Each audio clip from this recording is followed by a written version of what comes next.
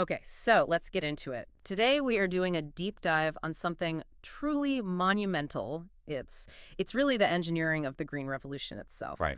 We're going to be unpacking how microbial biotechnology, which is really the science of using these tiny hidden biological tools, is helping us solve what is, it's the oldest and most persistent human challenge there is. Feeding our slaves. Feeding ourselves, exactly. Feeding a global population that just keeps growing almost geometrically. And, it's really a story of science pushing back against a kind of fatalism.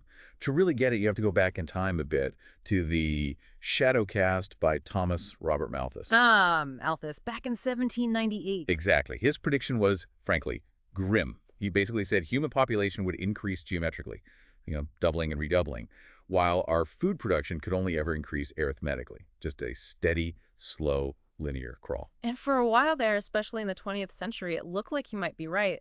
The numbers are scary. Our sources show the global population went from 2.5 billion in 1950 to 5 billion. It doubled in under 40 years.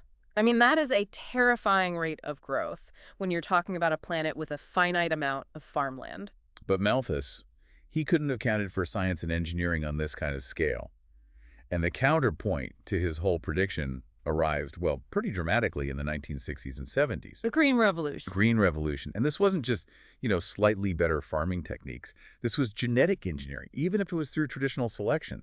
It was all driven by developing these incredible high-yielding crop varieties. Like the semi-dwarf wheat and rice? Precisely.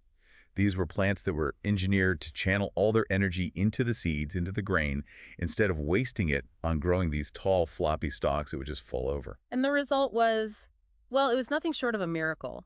If you could picture a graph of this, and the source material has one, figure 6.1, you'd see the population curve just shooting upwards. A steep, scary line. But the crop yield per area, that line was even steeper. It actually outpaced population growth. It essentially tripled in just over 40 years. And that surge in cereal production it redefined the entire global food supply. And that's exactly why, even though we are constantly losing farmland to cities and deserts, world food production has, for the most part, kept pace. Yeah. The problems we see today, malnutrition, hunger, they're really issues of access and distribution, not a global lack of food. Science gave us that cushion. So we have this cushion, but what's the economic stake here? Because agriculture isn't just about survival, it's a colossal economic engine. What kind of numbers are we actually talking about on a global scale? Oh, the figures are just staggering. They're estimates, of course, but if you look at the data in Table 6.1, which is based on international import prices, you're talking about global cereal production being worth around $346 billion. And that's just cereals. Vegetables are estimated at $539 billion. Meat at $514 billion, and this is annually. When you realize that agriculture is one of humanity's single biggest economic activities, you see that any improvement through biotech, even a 1 or 2% boost in efficiency or yield. The impact is immense, both economically and, for human well-being. Immense. Okay, so that sets the stage perfectly for our deep dive today. Our mission is to really trace two main biotechnological strategies that are leveraging microbes to push those numbers even higher. Right. First, we're going to look at modifying the microbial symbionts themselves for direct benefits. And second, and this is the one that kind of blows my mind, we're going to study how we use bacterial mechanisms, specifically from a plant pathogen, to create transgenic plants. And what's so fascinating, as you said, is that we're not inventing these tools from scratch. We are literally hijacking nature's own pathways to revolutionize how we grow food. Okay, so let's start with modifying the symbiotic bacteria. The strategy here seems really pragmatic. It's basically an admission that, look, manipulating bacterial DNA is, well, it's routine for us now. It's relatively easy. We have all the tools. Recombinant DNA methods are well established. But manipulating a plant's genome with its multiple complex chromosomes, that's still evolving. It's much harder. Yeah. So the idea is, why not let the microbe do the heavy lifting for us? And the classic case study for this, the one everyone learns, is frost protection, which is so counterintuitive because the real villain in a lot of frost damage isn't just the cold weather. Right. It's actually a bacterium. That always gets people. That a microbe is helping your strawberries freeze. Exactly. It's a common bacterium called Pseudomonas syringae, and it lives in high concentrations right on the surface of plant leaves. And it has this specific gene, right? The ice nucleation gene. That's the one. They call it ice plus Segal. And the protein that this gene makes acts like a little scaffold. It organizes water molecules and causes them to form ice crystals just below 0 degrees Celsius. Normally, water might supercool a bit further. So it forces the ice to form earlier at a higher temperature. Precisely. And that premature ice formation is what causes all the visible frost damage. It shatters the cells. And then very conveniently for the microbe, that damage creates a perfect entry point for it to invade the plant tissue. So the biotechnological fix here, which was pioneered by scientists like Stephen Lindo, was just so elegant. Instead of trying to make the plant tougher, they went after the microbe's weapon. They disarmed it. They cloned that ice plus gene, used standard recombinant DNA methods to snip out a piece of it to make a deletion, and then they transferred that broken gene back into the bacterium. Creating an ice strain. An ice strain. Yeah. It was identical to the wild type in every single way, except for one thing. It could no longer nucleate ice. So how do you use this in the field? You can't just replace all the bacteria in the world. No, you use competition.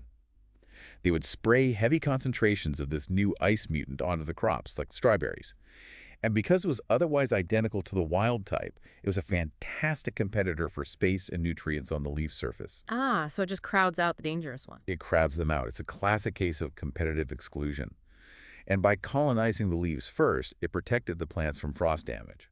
It was incredibly effective and really proved the concept of using a genetically modified microbe for a direct, immediate benefit in the field. That's a great use of competition. But I think our sources also mentioned there was a commercial alternative that got to the same result without any genetic modification. That's right. That approach just leans into natural competition even harder.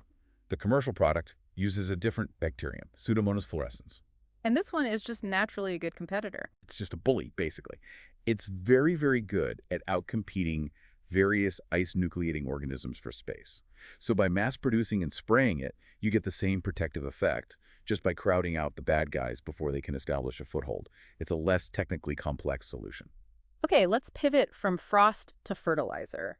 Let's tackle the global nitrogen problem. Because if water is essential for life, combined nitrogen is the absolute essential building block. You need it for proteins, you need it for DNA, everything. And the great irony is that our atmosphere is 78% nitrogen gas, N2. It's everywhere, but it's completely inert. Because of that triple bond. That incredibly stable triple bond holding the two nitrogen atoms together is one of the strongest bonds in chemistry. To be useful to life, it has to be fixed. It has to be broken and combined with hydrogen or oxygen to become things like ammonia or nitrate. And for the last century, our industrial solution, the thing that fed the world, has been the Haber-Bosch process. Yeah. But we now know the costs of that process are, well, they're staggering. Staggering is the right word. Haber-Bosch is a chemical miracle. It fixes atmospheric nitrogen into ammonium salts for fertilizer. But to break that triple bond, you need absolutely brutal conditions. We're talking temperatures around 500 degrees Celsius and pressures over 200 times normal atmosphere. Which means it's incredibly energy intensive. Massively. The process consumes a huge slice of the global energy budget. Some estimates put it at 1 to 2% of the entire world's energy supply, just making fertilizer. And that's before you even get to the environmental cost, the pollution. We dump all this chemical fertilizer on fields, and a lot of it doesn't get used. Right, the excess nitrates just wash out into our rivers and oceans. This runoff then feeds these massive blooms of microalgae, a process called eutrophication, which sucks all the oxygen out of the water and creates these enormous dead zones in coastal areas. Which is why the biological alternative, biological nitrogen fixation, or BNF, is seen as this great green hope. It really is. First, it uses zero fossil fuels. And second, and this is crucial, it's tightly regulated at the genetic level. The microbes that do this have genes that are repressed by excess ammonia or nitrate. So they only make what they need. They only make what's needed in that specific environment. It minimizes pollution and keeps the whole system in balance. But even nature has to pay a price to break that triple bond. Figure 6.2 in our sources really details the energetics of this, and it's not a free lunch. The energy cost is huge. It's an astronomical biological energy bill. Even though converting nitrogen to ammonia is overall thermodynamically favored, getting over that huge activation energy barrier is a massive cellular investment. The main enzyme complex, That's the nitrogenase and the reductase? the MOFI protein, which is the nitrogenase, and the Phe protein, the reductase, that complex demands 16 molecules of ATP. 16, for just one molecule of nitrogen. For one single molecule of N2 to be fixed into 2 molecules of ammonia, it is a colossal price for a cell to pay for one reaction. So the big takeaway here is that biology is way cleaner, way more regulated than Haber-Bosch, but even nature has to burn a terrifying amount of energy to get this done. Exactly. And that underscores why any small improvement in efficiency we can engineer has such a massive potential impact. And to make that huge energy investment worthwhile, the organism has to protect its molecular machinery. You mentioned those core enzymes, the nitrogenase and reductase, are irreversibly destroyed by oxygen, Right. which is this incredible paradox. The very molecule that so much of life needs to breathe is poison to this essential process. And the microbial world has evolved all these Yeah. diverse and just fascinating solutions to deal with it. I mean, on one end of the spectrum, you have the simplest approach, Yeah, the anaerobic fixers, like Clostridium. Clostridium, Yeah. certain Klebsiella species. They just fix nitrogen only when there's absolutely no oxygen around. They solve the problem by completely avoiding it. But then you have the aerobic organisms that need oxygen to live, and they've had to come up with much more complex structural protections. Like cyanobacteria, which are photosynthetic, they actually produce oxygen. How do they manage? They separate the two processes. They restrict their nitrogen fixation to these specialized thick-walled cells called heterocysts. Heterocysts. And these cells, they stop producing oxygen, and their thick walls limit oxygen from diffusing in from their neighbors. So they create this tiny, protected, low-oxygen microfactory right in the middle of an oxygen-producing chain of cells. And then there's maybe the most spectacular solution of all, which is azotobacter. This thing just, it seems to throw fuel on the fire. It really does. Yeah. Azotobacter is an aerobe, and it maintains a protective, low-oxygen environment around its nitrogenase by simply burning oxygen at an incredible rate. Yeah. Its respiratory rate is one of the highest known in biology. So it's basically sacrificing a huge amount of its energy just to scavenge oxygen before it can do any damage. It's a brute force solution, but it works. Which finally brings us to the symbiotic fixers, the rhizobia. This is arguably the most refined and intimate relationship of all between the bacteria and their legume hosts. This is the gold standard system. Rhizobia, which is a group that now includes genera like Cynorhizobium and Bradyrhizobium, they actually invade the root tissues of legumes, clover, soybeans, alfalfa.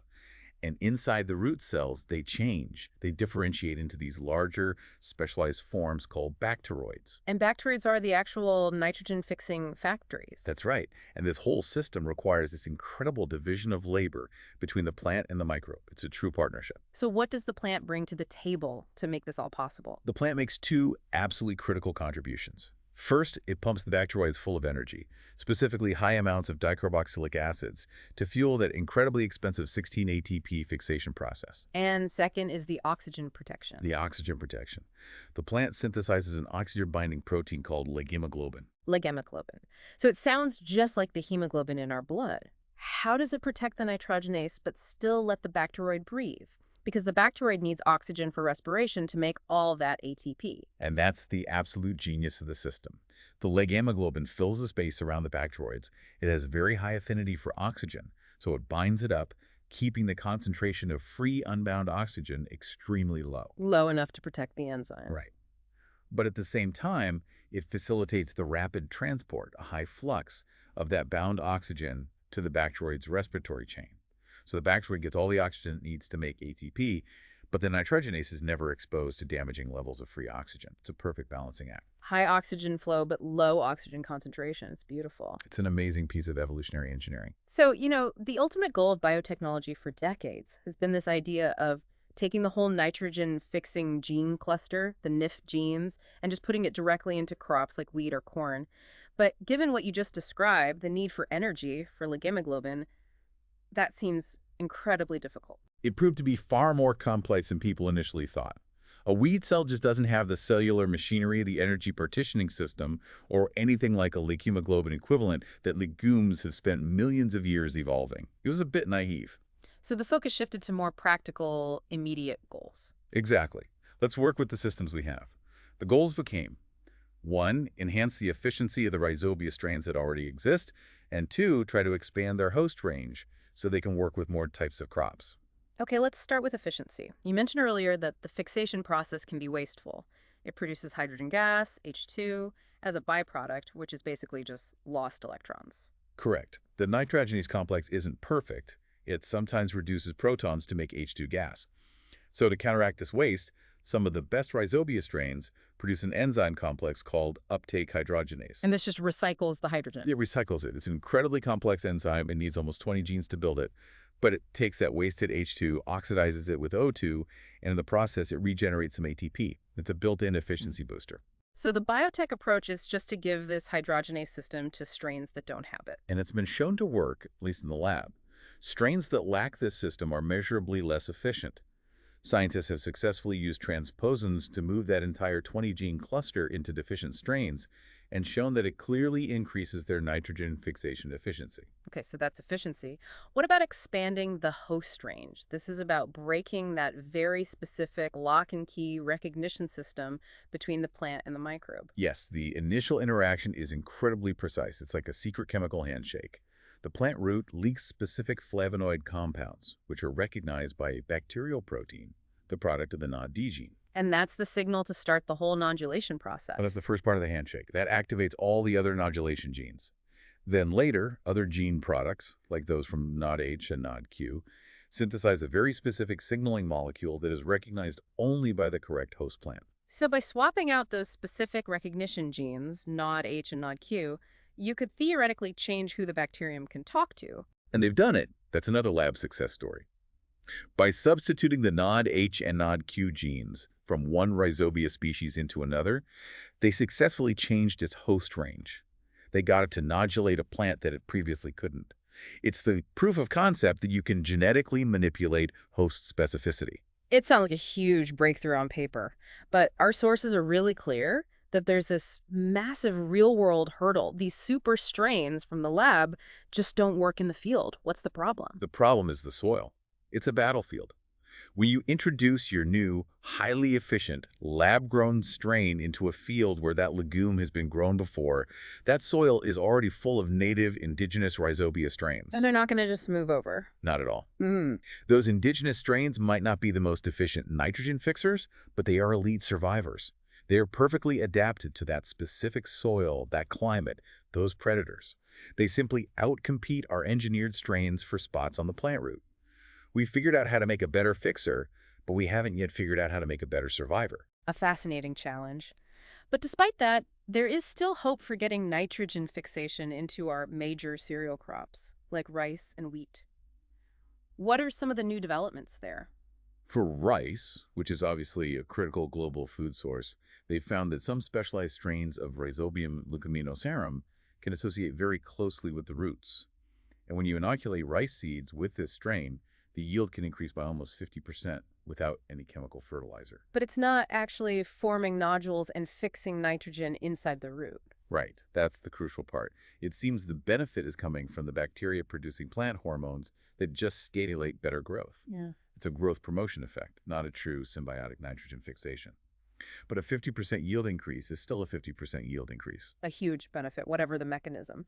But has anyone found a bacterium that can actually fix nitrogen inside a cereal crop? Yes, that has been found to be possible.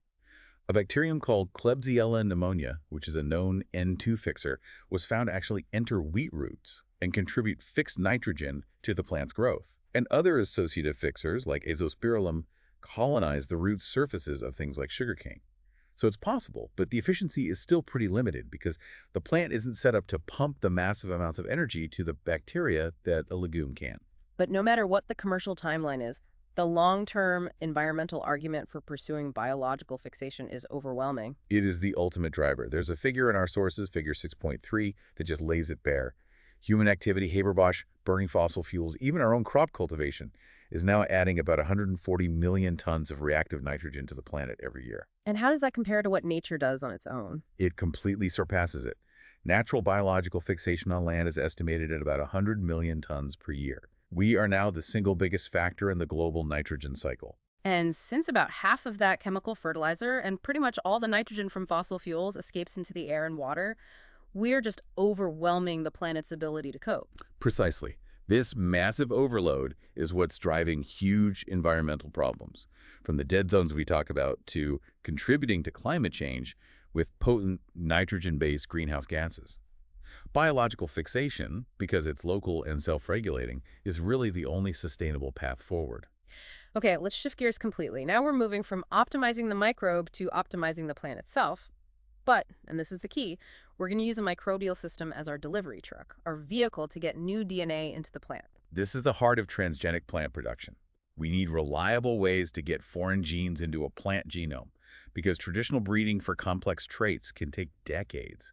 It's just too slow. And the big technical problem with plants is twofold, right? You've got this rigid cell wall that's hard to get DNA through. And most plants don't have natural plasmids you can easily manipulate. So whatever new DNA you introduce, it has to be integrated directly into one of the plant's chromosomes to be stable and passed on to its offspring. And the most effective, most widely used tool to do this comes from studying, of all things, a natural enemy of the plant, the bacterium Agrobacterium tumefaciens. It's one of the greatest stories of scientific hijacking of all time. This bacterium causes crown gall disease, which is basically a plant tumor. And it does this by naturally injecting and integrating a piece of its own DNA right into the plant's genome. We didn't invent a delivery system, we just figured out how to use nature's best one. So let's break down this natural genetic engineer. The whole system is centered on this enormous titty plasmid, the tumor-inducing plasmid. It's over 200,000 base pairs long. What are the key parts of it? There are two regions that are absolutely non-negotiable. The first is the tDNA, or transfer DNA. This is the actual piece of DNA cargo that gets cut out and sent into the plant cell. Okay, that's the payload. That's the payload. The second part is the VirA region, for virulence. This region contains about 24 genes that encode all the molecular machinery, all the tools needed to cut the tDNA out and transfer it. So the first step in this whole process is that the bacterium has to know that a plant is there and that it's vulnerable. How does it sense that? It's listening for a very specific chemical conversation that happens when a plant is wounded. When a plant gets a cut or a scrape, it leaks out various compounds, specifically phenolic compounds like acetosyringan. Acetosyringan, right. The source material has a diagram of it, figure 6.8. Yes, and it also leaks sugars, like glucose. These are the danger or opportunity signals that the bacterium is waiting for. And that signal flips a switch inside the bacterium. It triggers this elegant control system, the VirA-VirG two-component system. How does that work? It's a perfect molecular switch. VirA is a protein that sits in the bacterial membrane. It's the antenna, is what detects the acetosyringan and the sugars. When it binds those signals, VirA activates itself by adding a phosphate group to its own structure. It then immediately transfers that phosphate group to its partner, a protein in the cytoplasm called VirG. So VirG is the response regulator. It's the one that actually does something. Exactly. Once VirG gets that phosphate group, it is switched on. It becomes an active transcription factor, and it races to the promoter regions of all the other VirG genes, VirD, VirE, all of them, and turns on their transcription at high levels. It's launch command for the entire invasion. So once the invasion is launched, the payload, the tDNA, has to be prepped for launch. How is that piece of DNA cargo cut out from the giant Ti plasmid? That job belongs to the border nucleases, which are encoded by the VirD1 and VirD2 genes. These are highly specific enzymes. They recognize these two short 25 base pair sequences that act as cut here signs on either side of the tDNA. The border repeats. The border repeats. They make a nick at these borders, releasing a single-stranded version of the tDNA, which we call the T-strand. And the VirD2 protein, it does more than just cut, right? It acts like a pilot for the T-strand. It stays covalently attached to the 5' end of that T-strand. It's thought to guide it, to protect it, and act as a lead molecule. The actual injection of this T-strand is done by this huge, complex piece of machinery called the type IV secretion system. And the secretion system is like a microscopic one-way syringe, right? Yeah. It's amazing because it's related to the same machinery that bacteria use for conjugation. It's a fantastic analogy. They basically co-opted a system for bacterial sex and turned it into an interkingdom weapon. The system is built from 11 VirD genes and the VirD4 gene. They assemble into this large channel that spans both bacterial membranes and can punch through the plant cell wall. And it just injects the T-strand directly into the plant cell cytoplasm? It injects the T-strand, which is coded and protected by another protein called VirE2, right into the plant cell. Okay, so the DNA is inside the plant cell, but it still has to get past all the cell's defenses and find its way into the nucleus, which is a protected fortress. How does it get a security pass to get in there? That's where the pilot protein, VirD2, and the coding protein, VirAe2, come in again. Both of these proteins have specific amino acid sequences on them that act as nuclear localization signals. They're like a molecular zip code or an address label that says, deliver to the nucleus. So the plant's own import machinery sees that address label and just escorts the entire DNA protein complex right through the nuclear That's pore. exactly what happens. It tricks the plant's security system. And then the final step is integration. It has to become a permanent part of the plant's operating system. What's that process called? The integration happens more or less randomly into one of the plant's chromosomes through a process called illegitimate recombination. Once it's in, the single strand is converted to a double strand, and the genes it carries are now a stable, heritable part of the plant. And in the natural pathogenic infection, the outcome of those genes is the tumor and, of course, a food source for the bacterium. Right. The natural tDNA carries genes for making plant hormones auxin and cytokinin. That's what causes the uncontrolled cell growth, the gall.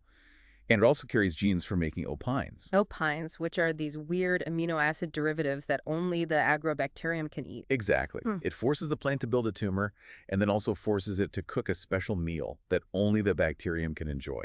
It's an incredibly elegant parasitic system.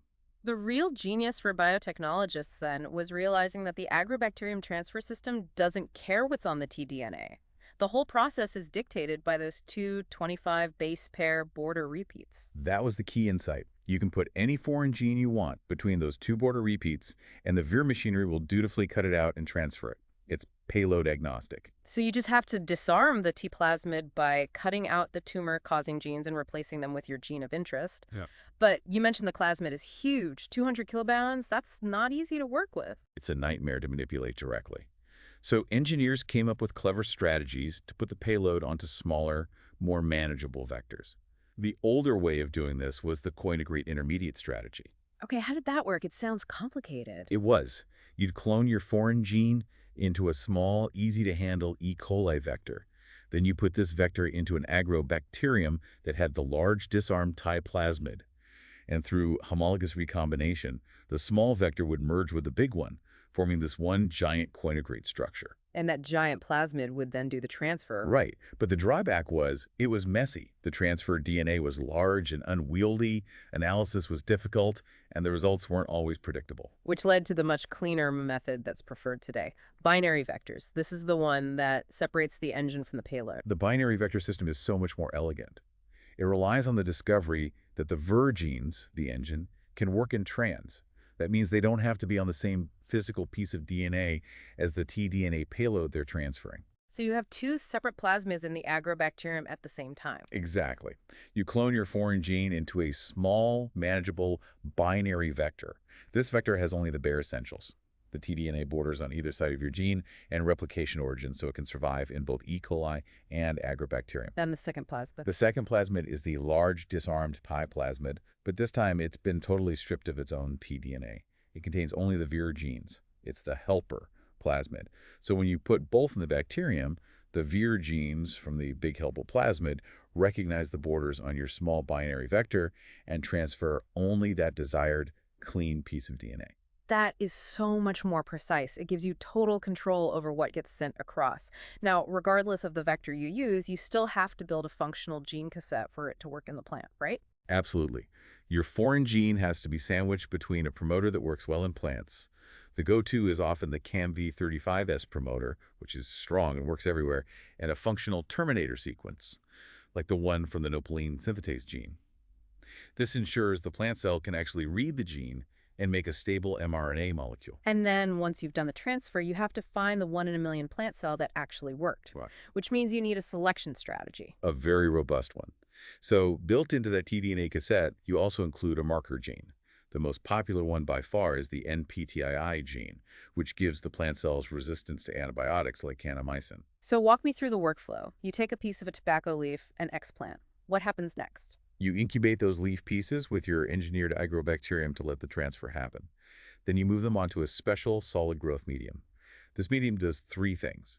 It has plant hormones to encourage the cells to grow, it has one antibiotic to kill off all the leftover agrobacterium, and has a second antibiotic, kanamycin, to kill any plant cell that didn't get your tDNA. So only the successfully transformed plant cells survive and grow. Only the winners survive.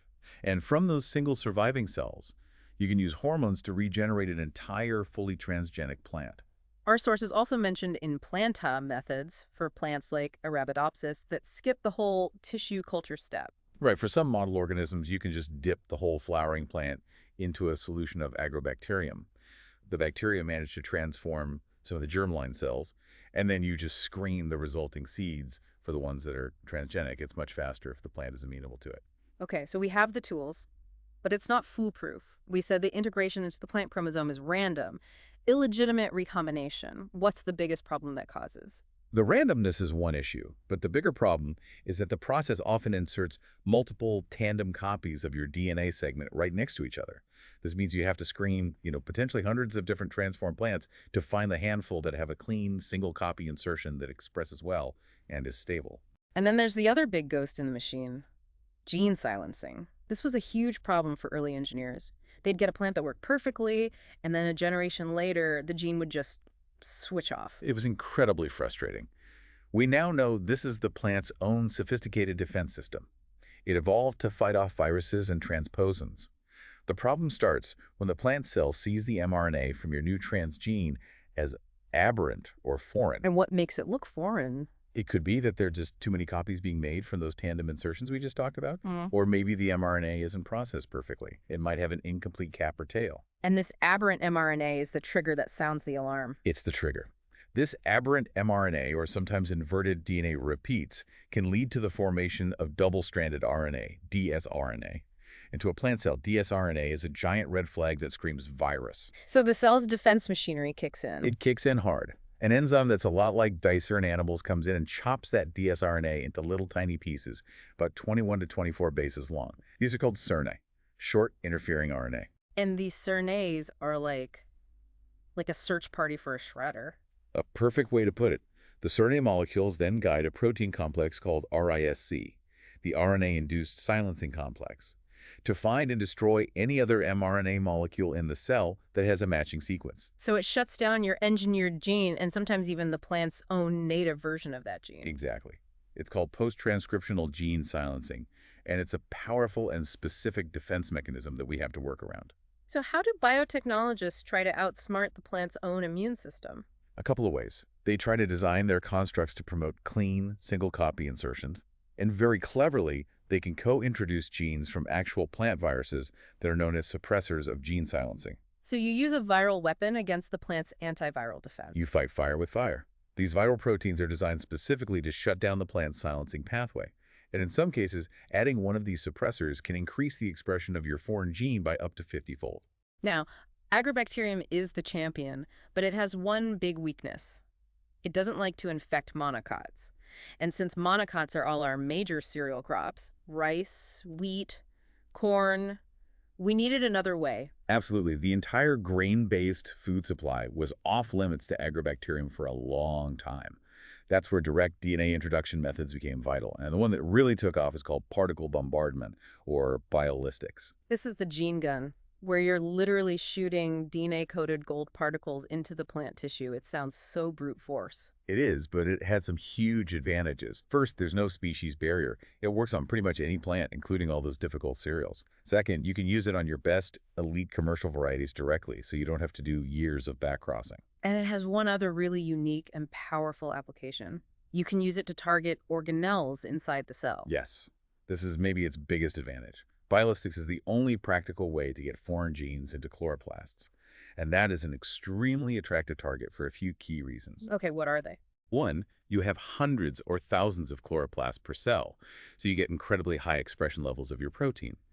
Two, for reasons we don't fully understand, there's almost no gene silencing observed in chloroplasts. And the third one is a big deal for regulatory and environmental reasons. A huge deal.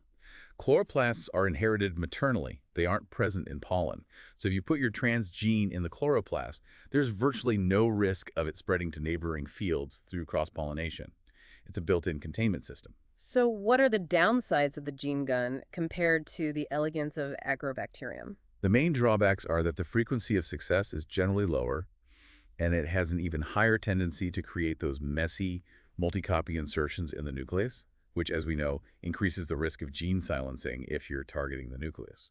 Okay, so we've established the toolkit. Let's look at the real-world products. By the early 2000s, huge areas of farmland were already being planted with transgenic crops, and that first wave was almost entirely focused on traits that helped the farmer. Of course. Pest resistance and herbicide tolerance. These were the low-hanging fruit with the biggest economic return. If you can make a farmer's life easier and their yield more reliable, they will adopt the technology very, very quickly. Let's start with herbicide resistance, and the big one is glyphosate, which is marketed as Roundup. How does it kill plants, and how did we engineer resistance? Glyphosate is a very potent inhibitor of an enzyme called EPSPS. This enzyme is absolutely essential for making aromatic amino acids in plants. Glyphosate basically clogs up this critical metabolic pathway. And the first idea was just to have the plant make more of its own enzyme to overwhelm the herbicide, right? That was the first attempt, yes. They cloned the native plant EPSPS gene behind a strong promoter, and it did make plants more resistant, but it was only partially effective. It wasn't robust enough for the field. The real commercial breakthrough came from borrowing a better enzyme from a different organism. Right. The blockbuster technology, the one that's in most of the world's soybeans now, used a really sophisticated gene cassette. It had a strong promoter, it had a chloroplast transit peptide to make sure the protein went to the right place in the cell. And most importantly, it had a gene for a highly resistant EPSPS enzyme that they got from a bacterium. An Agrobacterium strain, ironically. And the reason the bacterial enzyme was so much better is that it just doesn't bind glyphosate very well. It binds it about 5,000 times less strongly than the plant's own enzyme. So it just ignores the herbicide and keeps on working. It just keeps chugging along. And this gave you crops, like soybeans, that you could spray with Roundup, killing all the weeds around them, while the crop itself was completely unharmed. But there was an interesting unforeseen trade-off. A reminder that you can't always just change one thing in biology. Right. Some of these glyphosate-resistant soybeans started suffering from stem splitting, especially in hot weather. And the thinking is that this overactive, unstoppable EPSPS enzyme was churning out too many aromatic compounds, which are the precursors for lignin. And too much lignin makes the stems brittle. It's believed to be the cause. It's a perfect example of how tweaking one part of a complex metabolic network can have unintended consequences somewhere else. And briefly, what about the other major herbicide, phosphonothracein? How is resistance to that one engineered? That one was done through detoxification. Phosphonothracein is actually a natural product, part of an antibiotic made by a Streptomyces bacterium. And that bacterium, to protect itself, makes an enzyme that slaps an acetyl group onto the chemical, inactivating it. So scientists just took that bacterial detoxification gene? Cloned it, put it under a plant promoter, and put it into crops. The plant then produces the bacterial enzyme and can detoxify the herbicide as soon as it comes into contact with it. Okay, the other huge commercial success story is insect resistance, and this is completely dominated by the bite toxin genes from Bacillus thuringiensis. Right. BOTS has been used as a safe, natural bacterial spray for decades. But getting the gene to work well inside a plant was a massive technical challenge. The early attempts just didn't produce enough of the toxin, right? The expression levels were frustratingly low. Even when they used just the active fragment of the toxin and put it behind strong promoters, it only worked against the most sensitive insects. For tough pests like the corn earworm, it just wasn't enough. This is where that really innovative genetic engineering came in. They didn't just change the promoter, they rewrote the gene itself. They changed the language of it. That's a great way to put it. This was a huge breakthrough. Yeah. Scientists at Monsanto went through and systematically altered the DNA coding sequence of the toxin gene. They didn't change the protein, the amino acid sequence was identical, but they changed the DNA that coded for it. They boosted the GZ content from 37% up to 49%. And what did changing all those letters in the DNA actually do? It did two critical things to stabilize the messenger RNA. By swapping out codons, they were able to eliminate specific sequences that are known to make mRNA unstable in plant cells. They got rid of almost all of the potential polyadenylation signals and all of the ATTA sequences that act as degrade me now signals. So the new edited mRNA molecule just stuck around in the cell for much longer. Much longer. And that allowed the cell to produce nearly 100 times more toxin protein. That was the breakthrough that finally gave robust, commercially viable protection against major pests. Now, breed toxins have a great safety record, but there was one big public scare around allergenicity with the infamous Starlink corn. What happened there? The Starlink corn incident was about a specific beet toxin called crinine-C. This particular protein was engineered to be unusually stable in acidic conditions, like those found in the human stomach, and that stability raised red flags for regulators about its potential to be an allergen. So it wasn't approved for human consumption. It was approved only for animal feed, pending more tests. But then traces of it were found in human food products like taco shells, which led to a huge public outcry and a massive product recall. It was a major lesson that every new protein needs to be rigorously tested, especially for things like unusual stability. A key lesson in oversight. Our sources also mentioned a few other attempts at insect defense, like cloning genes for protease inhibitors or lectins. What happened with those? The calprotrypsin inhibitor and various lectins, they did show some modest levels of protection in the lab, but they just never provided that really strong field-level resistance that you got with the engineered beet toxins, so they weren't widely commercialized. Let's move on to defending against diseases. Virus resistance is based on this incredibly clever mechanism of turning the plant's own gene silencing system against the invader. It's a beautiful strategy. When you make a transgenic plant that expresses the coat protein gene from a virus, say tobacco mosaic virus, the resistance you get isn't really from the protein itself. It's from the RNA. The plant sees all this viral coat protein mRNA being produced and flags it as aberrant or foreign. Precisely. That triggers the whole gene silencing pathway we talked about. The cell makes dsRNA, chops it into syringae, and primes the RASE complex to destroy any RNA with that sequence. So when the real virus attacks, its RNA is immediately targeted for destruction. The plant is already vaccinated and waiting. This technique was so effective that transgenic papayas resistant to the papaya ring spot virus literally saved the entire papaya industry in Hawaii from total collapse. Now, getting broad resistance against all sorts of fungi and bacteria is a lot harder than targeting one virus. That means you have to somehow boost the plant's entire immune system. Right. Plant immunity is incredibly complex. It involves this interplay between pathogen proteins and plant resistance proteins, which triggers a localized cell death called the hypersensitive response to wall off the infection. So instead of trying to clone dozens of different individual resistance genes, the smarter approach was to go after the master controller. Exactly. Scientists targeted a central regulatory protein in the plant's defense pathway called NPR1. And by overexpressing NPR1, they were able to create plants with broad resistance to multiple different fungi and bacteria. And crucially, it didn't stunt the plant's growth because the defense system was only fully activated upon contact with a pathogen. Let's touch on stress tolerance. Salt tolerance is a huge one, since high salinity limits something like 30% of our cropland. The key to surviving high salt is to generate massive amounts of what are called compatible osmolytes. These are small molecules, like glycine betaine, that help the cell maintain its osmotic balance without interfering with its machinery. But the early attempts to engineer this failed because they couldn't get the plant to produce enough of these compounds. Right. The production levels in the cytoplasm were just too low to make a difference. Which brings us back to the power of biolistics and targeting organelles. A major breakthrough came when scientists used the gene gun to introduce a key enzyme for making glycine betaine, BADH, specifically into the chloroplasts of carrot cells. And because of that high copy number in the chloroplasts? They got massive production of glycine betaine, high enough to allow the transgenic plants to grow in extremely salty water, 400 millimolar NaCl.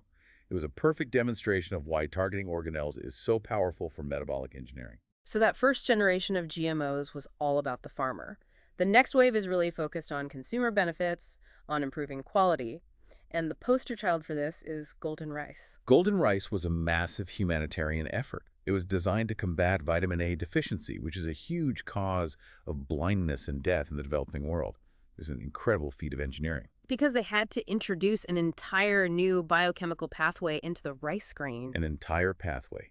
It required introducing 3 separate genes, 2 from plants and 1 from a bacterium, to get the rice endosperm to produce beta-carotene, which is the precursor to vitamin A. And why did they need a bacterial gene in the mix? Because the plant pathway required 4 enzymes, but a single bacterial enzyme from Erwinia urdivora could do the job of 2 of the plant enzymes. So it simplified the genetic construct from 4 genes down to a more manageable 3. The whole project took 8 years just to get it working. And there are other nutritional projects too, right? Targeting things like iron and zinc. Yes. For instance, they've made transgenic rice that expresses ferritin, which is an iron-binding protein. And that helps the rice grains accumulate much higher levels of iron and zinc, addressing other common mineral deficiencies. But improving the essential amino acid content of cereals, like adding more lysine to corn, that seems to be a much harder problem to crack. Why can't you just add a gene for a high lysine protein? This is where we run up against the complexity of the cell's internal architecture. Storage proteins in a cereal grain have to go through this complex sorting and packaging pathway. And the cell has quality control systems that will degrade any protein that it thinks is misfolded or foreign. So if you try to stuff a protein full of extra lysine, the cell's quality control just throws it in the garbage. It often does. They tried introducing a soybean protein that's naturally higher in lysine into rice, but it had a minimal impact. The cell just didn't store it very efficiently, so the overall lysine content of the grain barely changed. And finally, what about the ultimate goal of increasing yield? Trying to convert a C3 plant like rice into a super efficient C4 plant like corn. Why did that fail? Because C4 photosynthesis isn't just one enzyme. Yes, it uses the PEP carboxylase enzyme, but the real key to C4 is the specialized anatomy, the different functions of the bundle sheet cells and the mesophyll cells. It's an architectural change. So you can't just drop a C4 enzyme into a C3 plant and expect it to work. It doesn't work. The factory floor isn't designed for it. It shows that you can't confer a complex structural trait just by adding a single gene. Which brings us full circle back to the very first GM crop approved by the FDA. The tomato with a longer shelf life. That was about manipulating a native gene. Right, the flavoxavar tomato. That was designed to slow down softening by targeting the polylacturonase enzyme. They used an antisense mRNA construct to interfere the production of that enzyme. And while it worked technically, it was a commercial failure, mostly because the tomato variety they chose just didn't taste very good. What an incredible journey we've just taken. We've mapped out how biotechnology has learned to leverage these natural plant-microbe interactions. I mean, from making one tiny gene deletion in a bacterium to protect strawberries from frost, all the way to hijacking the incredibly complex type 4V secretion system of Agrobacterium to literally inject DNA into plants. We have. And it's clear we've had massive success with these single-trait improvements that give a clear, direct benefit to the farmer. Herbicide resistance, insect resistance. These are everywhere now. And the focus is clearly shifting towards consumer benefits and these much more complex multi-gene traits like we saw with golden rice. And it seems like the biggest limitations we face now aren't really about our ability to get the genes in there anymore. We have great systems like binary vectors and biolistics. The real bottleneck is our lack of understanding of the plant's own internal regulation. That's the perfect synthesis. Whether you're talking about the unexpected metabolic side effects, the complexity of protein sorting, or the need for specialized cell structures for photosynthesis, the problem is almost always that we don't fully understand the plant's complex web of genes and how they're regulated. We need a much deeper, more holistic understanding of plant physiology before we can reliably engineer these very complex traits. So here's a final thought to leave you with. The original Green Revolution's biggest success came from selecting for dwarfism, fundamentally changing the plant's size and shape. And a huge goal for modern biotech is to reliably modify things like flowering time to get multiple harvests a year, a huge change to the plant's entire life cycle. So the question is, what is the critical knowledge gap we have to solve before we can manipulate such complex traits with precision? And how will microbial biotechnology, maybe by giving us new tools or new growth regulators, continue to help us get there?